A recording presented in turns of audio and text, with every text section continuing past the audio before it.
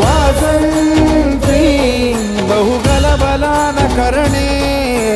पुण्यात सदा मंगलम् शुभमंगल सावधान शुभमंगल सावधान